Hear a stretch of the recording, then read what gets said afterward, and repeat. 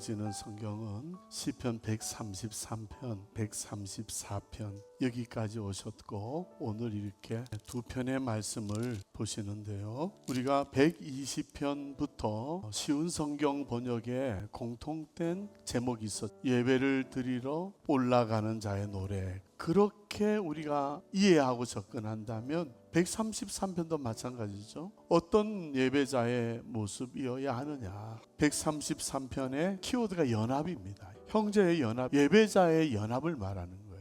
이 예배자의 연합은 머리에 있는 보배로운 기름이 수염 곧 아론의 수염에 흘러서 그의 옷뒤까지 내림 같다는 거예요. 이 내용을 인용한 부분은 대제사장 위임식 때의 내용을 인용하고 있는 거예요. 위임은 구별하여서 일을 맡기다. 일을 맡길 때 그냥 맡긴 것이 아니라 성결의 의식을 통해서 몸을 씻기고 옷을 입고 또 관유를 머리에 부어 바르게 하는 이 성결 의식을 통해서 위임하셨다고 하는 이 내용이거든요.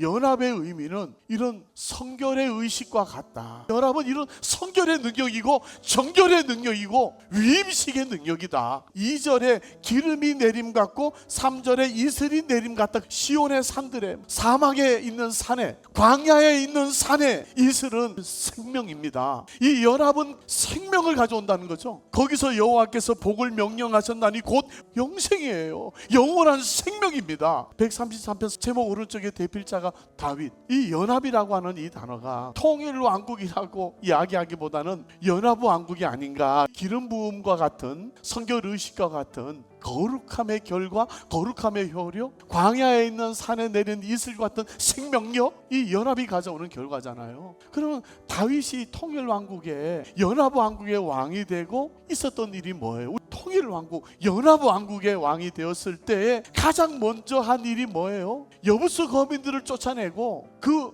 여부수 거민들의 지역을 다윗 산성으로 삼은 일입니다. 두 번째는 바알브라심, 블레셋과 1차, 2차 전쟁을 말하는, 통일 왕국의 왕이 된 이후에 다윗을 블레셋이 찾으러 왔다고 이야기하는 거예요. 바알브라심의 장소에서 해방전쟁이죠. 자유케 하셨다는 얘기 아닙니까? 그 다음에 오베데돔의 집에 있던 하나님의 언약궤를 모셔온 거 아니에요? 그리고 나서 나단 선지자의 일명 다윗 언약의 말씀을 주신 거 아니에요?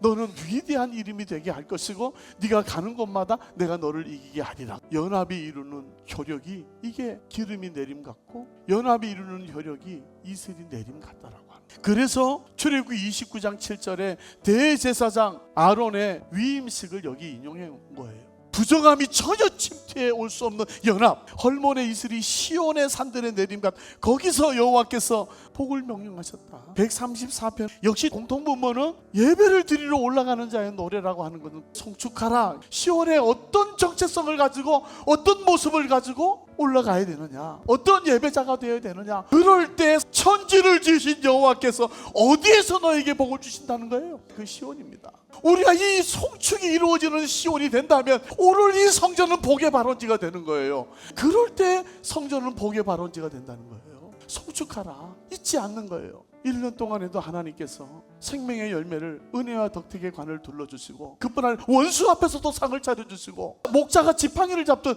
나를 잡아주셔서 사망의 음침한 골짜기를 지나가도 조금도 해받을 것을 두려워하지 않게 하신 이 일을 말해요. 시온에서 너에게 복을 주실지어다. 133편 거기에서 바로 복을 명령하셨고, 그럴 때 그 시온에서는 빈민도 거부가 된다고 연합할 때, 송축할 때 다시 그것을 생각해내는 거예요. 그럴 때 하나님의 성전 복의 발원지가 되는 거예요. 저와 여러분, 오늘 133편과 144편 우리에게 초청하고 계시해 주는 말씀이 뭐예요? 예배의 연합, 성도 간의 연합이에요. 교회와의 관계성 속에서 연합이에요. 하나님과의 관계성 속에서 연합입니다. 그 하마르티아를 포매팅하고 연합을 이루라. 생명의 열매, 기업의 열매, 손으로 수고한 열매를 황충과 파괴의 세력으로부터 은혜의 관을 둘러주시고 덕택과 덕분의 관을 둘러주신 하나님을 송축할 때 정성감독에 111년째 예배하는 이곳이 복의 발원지가 되시기를 주의 이름으로 축원합니다.